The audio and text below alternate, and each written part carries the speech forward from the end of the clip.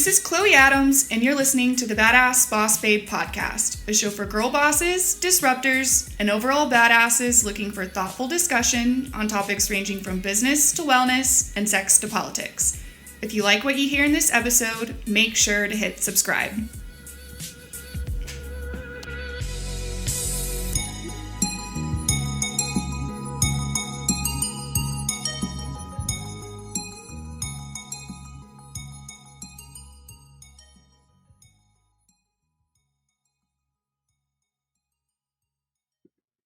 Hey badasses, in honor of Women's History Month and International Women's Day, I've got two of my good friends here and co-founders of my nonprofit, Girl Power Hour San Antonio, Erin Haskins and Gabrielle and Janie, to talk about something we are all super passionate about, supporting other women and community over competition. So Erin and Gabby, I've been mentioning Girl Power Hour San Antonio all season, so I'm sure my listeners are interested to finally hear what it is that we do and how we give back to our community. And I've even shouted out you guys a few times. So I'm excited to finally have you both on because this was bound to happen one way or another, especially when I keep talking about you. And talking about Girl Power Hour is the perfect way to do it. So to give everyone a condensed version of how Girl Power Hour got founded, I was a new grad trying to meet like-minded, ambitious women like myself. Yes, I just said that about myself. And sadly, in San Antonio at the time, there was no networking event specifically tailored to professional women, which is absolutely ridiculous considering we are the 7th largest city in the country. So I was going to all these networking events and just getting hit on by drunk dudes. I ended up with a boyfriend that way, besides the point. And I just decided to start my own networking group where women would not only have a safe space, but could make quality connections with one another. Our first mixer had 6 women, then the next month had 22, then the next had 76, and then the next had 250, and this was all within a 4-month span. And as they say, the rest is history. Now we host bi-monthly mixers, panel events, workshops, and we are launching a mentorship series and have gained our 501c3 status. We were all very proud. Yes. Yep. Erin called me crying. So now I did. So now that I've given my whole spiel, Erin and Gabby, can y'all tell everyone how and why y'all got involved with Girl Power Hour? Yeah, I guess I'll go first. This is Erin here. Well, I always like to think that it was fate that brought me to Girl Power Hour. My first time experiencing it was around the 3rd mixer. Because you've been stalking our social media too, and so I already knew who she was because we didn't have that many people following us. I know she was totally stalking me. But yeah, I was at the Pearl and I was sitting in a group of other women discussing topics about success and career and how important it was as women to support one another, and I just knew that it was the right place at the right time. I needed that, especially being in a position like yourself, Chloe, where I hadn't come across anything like that really that offered support for professional women, so it was just perfect. And you lived in San Antonio for how long? And you knew nothing about San Antonio? Yeah. I went to UTSA and I just kind of stayed after that, but I really knew nothing about the social scene. So Girl Power Hour was really just my first experience with that, and I just knew that it was a game changer for me. It was something that I was really excited about. So when I saw that they were looking for a board member, I jumped on it. So she did. We had her interview and then we went and got drinks after. Yeah, it was the best experience. Super professional. I know. That's how I knew these people were my kind of people. So why wasn't my interview so much fun? I feel like I got gypped. We got drunk that night, but it was excellent. We got lit. It was epic. I got super gypped then. Dang. Okay. Honestly, I don't even remember your interview. That makes me feel so much better. Mine was a phone interview. I just knew that you were San Antonio Rihanna, and I had to have you. Jeez, thanks. Yeah, we're so happy to have you, Gabby. Thanks. Love you. Well, oddly enough, I think Erin's first event was also my first event at the Pearl at Blue Box. No, that was Blue Box was 4th, yeah. What was the 3rd? The 3rd we did this really cool picnic type thing where we broke out into small groups, which now we're too big to do something like that, but we can try. Yeah, I'm down. No, my first event I got to go because somebody from work invited me, and I went. not expecting anything besides to feel hopefully less intimidated in a social setting, because just like Chloe, I went to a lot of networking events and instantly felt, I don't want to say intimidated or overlooked, but definitely overlooked by a lot of my male counterparts. Yeah. Who would basically just hit on me, and you would get hit on. She really does look like Rihanna. So. Yeah, she does. San Antonio Riri. And I was really over it. There was no point in going to the events. So going to Girl Power Hour, I was looking to build genuine connections and not get hit on by scummy men. Drunk preferably, yeah, let me be comfortable in a space. And after that first event, I knew that these were the women for me. And I was lucky enough to come across a board posting to be a board member. And I was like, yes, I have to do it. I have to do this. Even though I wasn't sure I was qualified. I knew it was something that I was at least meant to try out. And here I am sitting with two of my good friends now. Yay. In my guest bedroom, chilling. So the path to success wasn't always easy for Erin and I. To say the least. I actually had a conversation with someone about this earlier today. But I think we learned some of our biggest lessons on women supporting other women and community over competition with ghost of board members past. Yeah. So what are some of the biggest personal lessons you learned from some of those transitions, Erin? I feel like for me, it just really taught me about endurance and how, like, even when the going gets tough, like, you have to just stick it out and just push through, because we had a lot of transitions and it was really hard, but I really believed in what we were doing. So it's like, it was worth the struggles that we went through, and it's not for everyone, but I just feel like it just made me a stronger person to be able to, like, well, yeah, because you'd actually left for a few months. Yeah, I left for a few months, and then I thought about it, and I was like, wait a minute, I'm making a huge... I love your mom, because she's like, you're a dumb bitch. Yeah. Why are you doing this? She did. She was like, Erin, you are so wrong for quitting this. Like, you have to stick this out. This is going to be huge one day, and you're going to really hate that you missed out. So I called Chloe crying, and I was like, oh my gosh. Awkward. Like, I don't handle things like that well. I'm a very emotional person, and I've heard Chloe talk about this on her podcast, but it was just Girl Power I said Hours. That you were joyful, okay? Yeah, you do. But I just really have a soft spot in my heart for Girl Power Hour, and so, like, the fact that, you know, I was quitting, like, I wasn't 100% happy with it.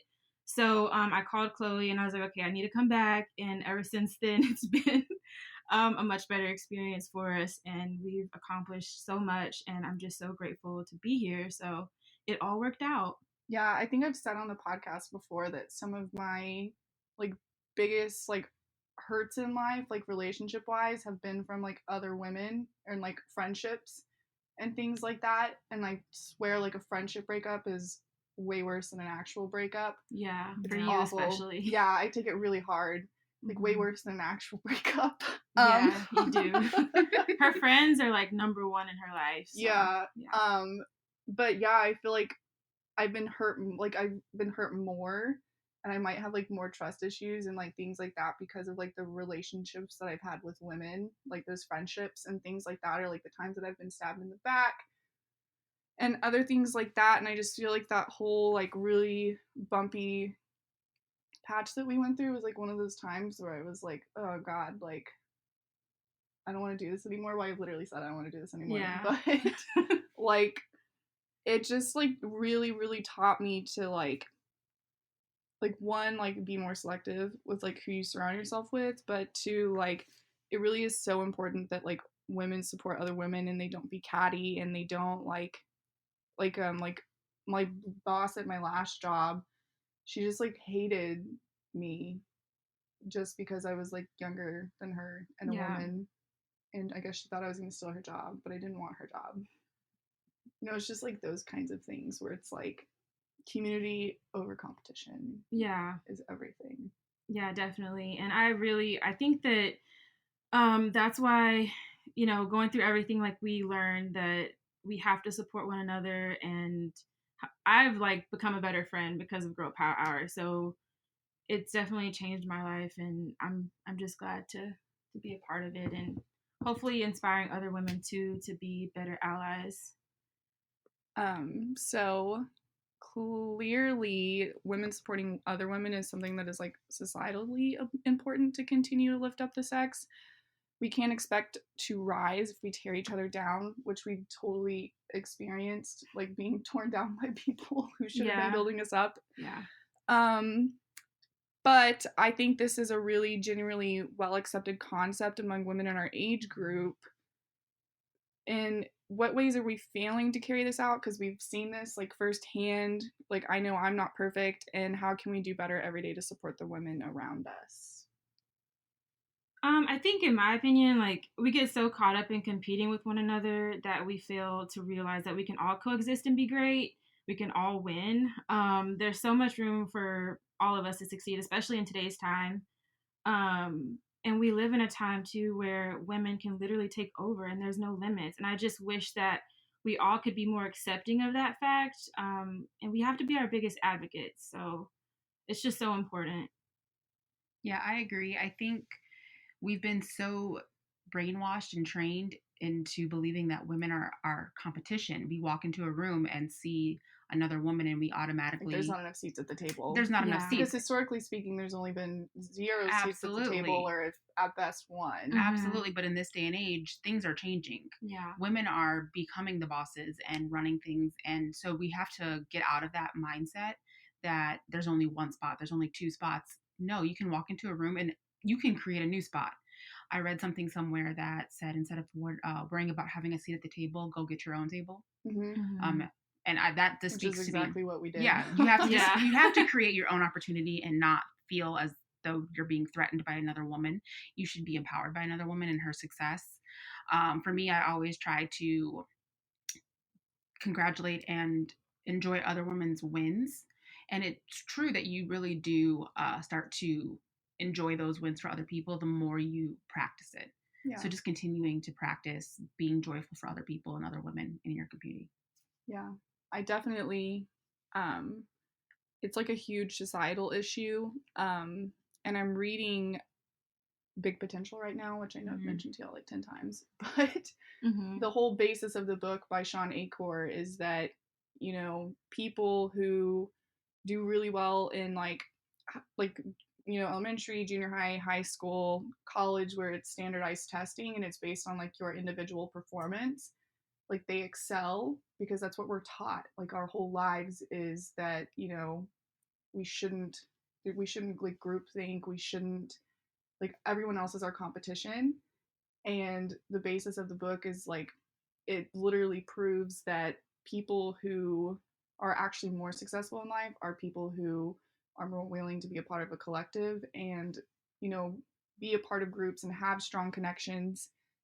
And I think for women, that's especially way more important. Yeah, definitely. I agree. Yeah, ultimately, we're going to be our biggest cheerleaders. Mm-hmm. I'm going to cheer for another woman so much harder. Not to discount any men, but I'm going to cheer harder for another woman. Because we know, like, that we had to go through more obstacles. Absolutely. Yeah. I've been sexually harassed at every job I've ever had. Absolutely. Like, it takes me more to rise than it does a man, because he's probably not having to deal with his boss being so close behind him that he can feel his belt buckle, like, on his back, or, you know, like, just things like that. And I also know when another woman wins, that she will hopefully do something to lift somebody else up behind her or next to her. So by one woman winning, it helps me in the long run, or it helps, you know, another woman that I'm close to get that win in the future. Mm-hmm. We're going to create more spaces for ourselves by putting other women in those positions. So if it's not us, as long as another woman is there, someone who is going to be on our side, it's a win.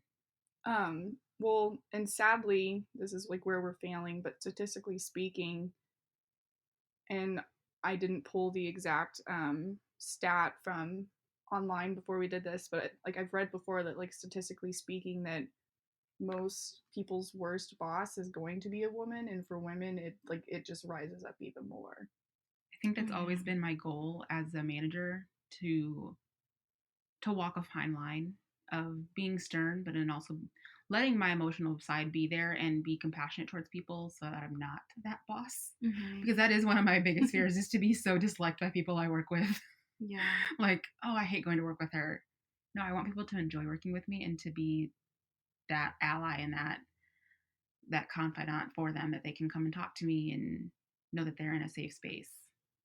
Yeah, I mean, I agree. That's something I try really hard to do with like our board and just in general, you know, I don't like why be mean just to be Right. like Well, I mean. came along and it just got a lot better right now. So Yeah, Gabby It was did. like the perfect little addition. Yeah, she definitely grounds us all. We're all air signs with fire moons, like. Yeah. Well, thank you for the eco boost, guys. Yeah. Yes, Gabby, you're a ray of sunshine. And we all balance each other out really well Yeah, too. we So do. it This is true. helps. But Girl Power Hour was founded on, you know, the idea of community over competition. And like we kind of brought up before, so many people, women in particular, thanks to societal grooming, think that putting opportunity over relationships will help them get ahead. So how did you guys order your priorities and get over this expectation that women have to stab each other in the back to get ahead? So I've been a victim of this personally, and I must say it's really ugly. Depending on like your work environment or social environment, you know, you can get caught up in the idea that in order to get ahead, like you have to tear someone else down, whether that be another woman or a man. But I must say that that's not true. You don't have to tear someone else down to get ahead. I've actually modeled the idea that you can be a support system for other people and still succeed. Kindness and compassionate can be your superpower in the workplace and in life in general. And that for me has really worked. So that's kind of how I like to model my life, is just by being kind and compassionate and using that to my advantage. Absolutely. Like I said, I focus every day on finding something positive to focus on with other people. So whether that is asking them how their day is and really paying attention, and preferably figuring out how the women in my workplace feel, making sure that, you know, our male bosses and counterparts don't intimidate them, don't make them feel some type of way, but being present and not letting my job responsibilities get in the way of my personal feelings. So Yeah. making sure that I am present to see how other people are doing, being very aware. And then it's a constant just changing my thought that there's no woman out there that I need to compete with. I'm competing with myself every day. Yeah. Well, and like I grew up where like I was in dance, I was in cheerleading, I was in like all of these like really female intensive type things growing up. I did fucking baby pageants. Oh, you were a cute baby though. Yeah, I was a beautiful baby though. I'm just saying. I was too, but I didn't do those. I'm sure you were. I'm sure you just had all that hair, and your mom had really bad heartburn when she was pregnant. She did actually. She's gonna hear this and say, "Yeah, I had horrible heartburn." She actually lost weight when she had me because her heartburn was so bad. Pretty sure she's like, "You're the demon spawn." It's okay though. I turned out wonderful. Now you have all that luscious hair. I know, I turned out wonderful, you guys. My mother would agree nowadays. Some days. Some days. Tuesdays, Thursdays, and every other Saturday. Yeah, basically. Tuesdays, Thursdays, and every other Saturday. But yeah, I grew up in just like a very like female intensive like atmosphere, and I saw so much of just other women treating each other so poorly, and I've always been the kind of person where, I mean, I can be really mean sometimes. I'm not perfect. You see how none of us argued with that? Yeah, we didn't go against that.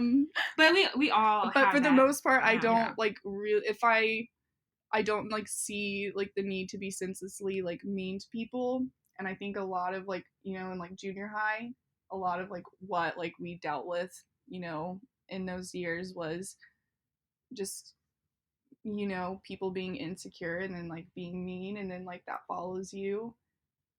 And so I just have always really tried to uplift other women, even before I considered myself a feminist. And I have to thank Donald Trump for that. That's a story for another day. I need to hear this story. Yeah. For sure. I just couldn't like see how he was treating women so badly. And I would like, it was the first time in my life that I was like, holy shit, like women are actually treated like shit when we can elect a guy to president who like as president who like grabbed a woman by her crotch area and then like bragged about it on like TV. That's disgusting. But I think really too, I think it's like more than just like women stabbing each other in the back to get ahead, like y'all kind of mentioned. It's like I had a situation at a job one time where a coworker like kept removing my access to this application that I had to have for work, and it was so he could do my work and then take credit for it and then make me look like a dumbass. And I went to my female boss about it, and she just moved him to a different department, and he got a raise instead of just, firing him for doing really weird, shady shit. Interesting. Yeah. Those are some really bad companies. Yeah. I've worked at terrible places. You really have. Yeah, that's terrible. This is how I ended up in the hospital last December. Oh. But I definitely, when we talk about this all the time, how we don't really feel like Girl Power Hour has any competition because we're just kind of like in a league of our own and everyone else is in their league. Mm-hmm. We all kind of stay in our lanes. Yeah. And we can all support each other and lift each other up because there's no need to see everyone as competition. Yeah, absolutely. We can all coexist. We can all be in this realm together. Like, there's, like I said, enough seats at the table to where we can all be doing really awesome things and we don't have to compete. And so, yeah, I definitely don't see others as competition. I actually want to support them as well, whatever they're wanting to do. So there's enough Cheetos for everyone. Yeah, absolutely. Exactly. I think we have to also see. Of course. Okay, there's that. Enough Cheetos. But I think we have to also realize that we have ultimately different audiences. Yeah. Mm-hmm. And so we never want to discount anybody else. Right. And well, it's what kind of they're like doing. what you were going through last night. Oh Lord, is that something for after the podcast? Possibly. Okay, I'm excited. And no, but back to what I was saying. We all ultimately have different audiences, and so while Girl Power Hour is meant for everybody, not everybody wants to come to us. Yeah. And so we can support other women and other organizations because they're going to better fit them. Yeah, but there was nothing when I started Girl Power Hour. Yeah. So it makes me feel really good that there's all these other organizations now. If anything, that you should feel positive and grateful that you started this great organization, and then other people felt compelled to do the same thing. Yeah. And then they can fit and match their own audience, and we can support one another and coexist. Yeah. And I haven't heard of any other cities having as much, women's empowerment groups as San Antonio, and it's just booming, so I really feel like Chloe, you pioneered this in a way. But yeah, I was just a girl that was tired of getting hit on at networking events. Yeah. And also it's bigger than that too, just the resources and everything that you're offering, or that we're offering, but yeah, it's a good space, and I'm just glad we're here. Yeah. Especially Gabby. Yes. Of course me. I was the game changer. I know, yeah. So I can't have you guys here to talk about women supporting other women and community over competition and stuff like that without talking about the obvious positive side effects of these things. And one of those is, positive female friendship. So for those out there doubting it, why are these so essential? I think there's a certain level of an ego boost you get when another woman supports you. Yeah. It's like when a man gives you a compliment and he tells you you're beautiful, you're appealing to his eye. When a woman tells you and gives you a compliment, oh, you're so beautiful, or I really like this and I like this and that, and you feel a certain way because they don't have to tell you these things. Because they're not trying to get into your pants. Yeah, they're not trying to get in your pants. It's a genuine compliment. Unless they are trying to get into your pants. That has happened, but it's a different feeling. So knowing that another woman supports you, it's a different ego boost and just positive energy towards you. And then also just having good friends. You have people to talk to at all times. I mean, I've built some of my best friendships through Girl Power Hour, and it's been amazing. Yeah, I definitely agree with that too. And even for me, I feel like I'm bad by myself, but I'm even badder when I have a good group of women supporting me. H-Town just came out. I mean, yeah, yes. Why not? I mean, seriously, I feel like it's always so good to have females, like you're saying, Gabby, supporting you, because it's just different. you kind of feel a little bit more validated when you get women saying good things about you and like, you know, pumping you up and lifting you up. And I just feel like growing up, you know, I didn't really have too many girlfriends, but as I got older, I really realized like how important it was and how much I needed my girlfriends to help me. And just kind of even being here, like it's just allowed me to like open my eyes to like how much we need each other and how much we need to be advocates for each other and support. And it just makes me feel like I'm just better when you have like good female friendships that are really helping you thrive in life. Like it's just amazing. We just need more friends that are into sports. Yeah, we were just talking about that. Okay, so where are we going to go find them? Sports bars, Spurs games. Okay, got it. I mean, for me, I have always believed in the power of positive female friendships, even though I've been hurt really, really badly by other women.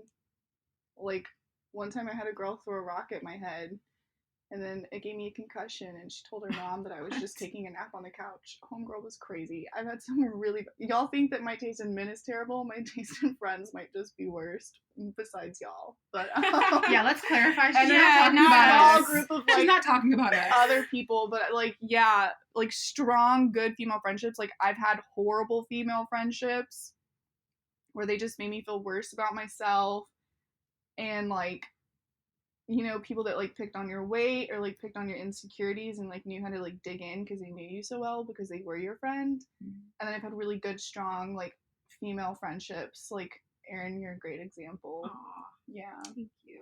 Because Erin's like a ride or die. I am. She literally, when she figured out that she couldn't go to my podcast launch party, she texted me 9 times at 6 o'clock in the morning. Erin, please don't text me at 6 a.m. And then when I didn't answer, she called me sobbing. Yeah. And she was like, "That's how you know I love you, because I wouldn't do this for anyone else." I think like that moment was when I realized how important my friendship with Chloe was, because I was just like, I'm crying because I can't go to her podcast launch. Like, what the fuck is wrong with me? But I just really knew that like this was so important to her, and so like I wanted to be there to support her because she'd been planning it for months. And just the fact that I couldn't go, like I just literally felt like this huge devastation. Yeah. I was so heartbroken, but it worked out. Well, and then I had Gabby, and I called Gabby at the last minute and was like, "Can you please help me come put stuff together?" And like Gabby came like as soon as she could. Yeah. And so those are the type of friends that you want in your life. Mm-hmm.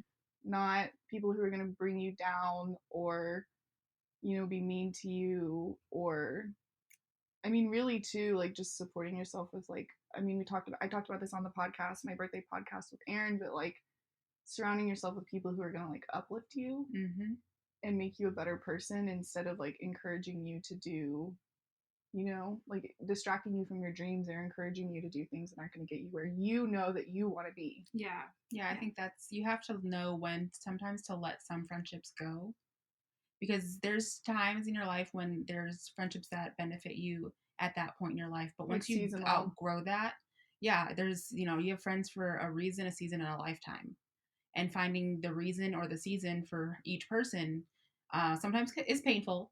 So it seems like we've all had that experience where it's painful, it hurts, but in the end, you have grown yourself and hopefully become a better person. But your girlfriends are supposed to be there to tell you when you're making a bad decision, and then hype you up when you're making a great one, and have come to Jesus talks with you and take away your phone. Oh yes, I am a pure condoner of taking away your phone. I will take it away. I will do what I have to do, but I don't want to see my friends suffer, and especially if it's something that I know I can at least try to be a positive influence and help them. I'm going to do it, even if my methods seem a little off kilter there. I know. Tell me about it. Oh, yes, because I think you were part of that one, weren't you? Yeah. Sorry. I was a direct victim of that abuse. But you're better now. I let her take my phone away too that night. Yeah.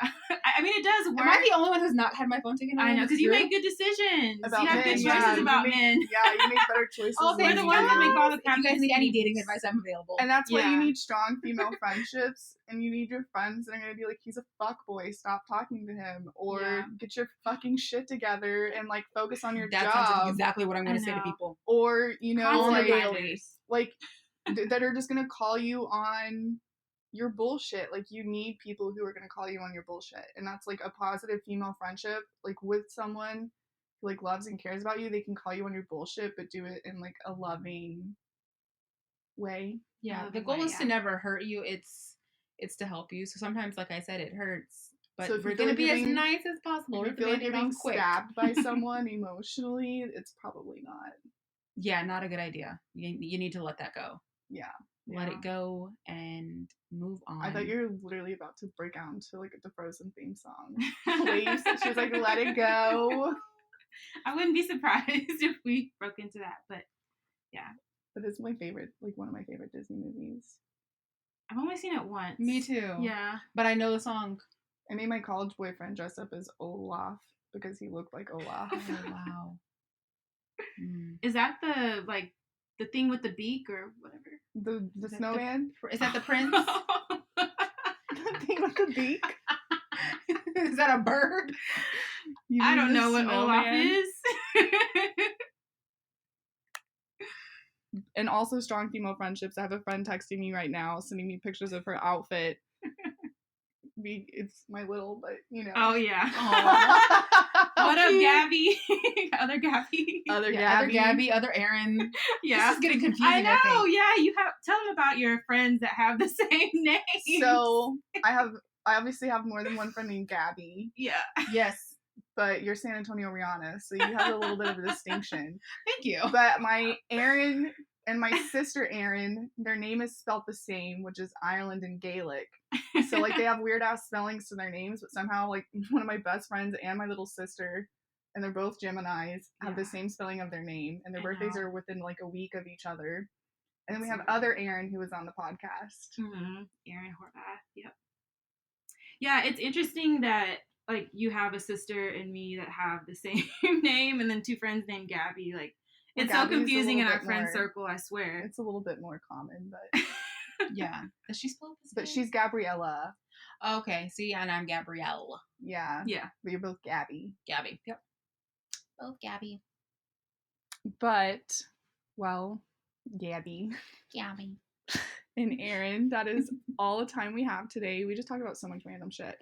Thank you so much. Honest, y'all Seriously. know. Okay, I'm gonna tell one more story before we close out this podcast. So, and by the way, this is how all of our conversations go, but it was after my podcast launch party, and Erin was like, I need wine, especially since she didn't go to the podcast launch party. So we came back to my house, and we were just like sitting there talking, and I was like, honestly, y'all, I just need to take my shirt off. And so I took my shirt off. Yep.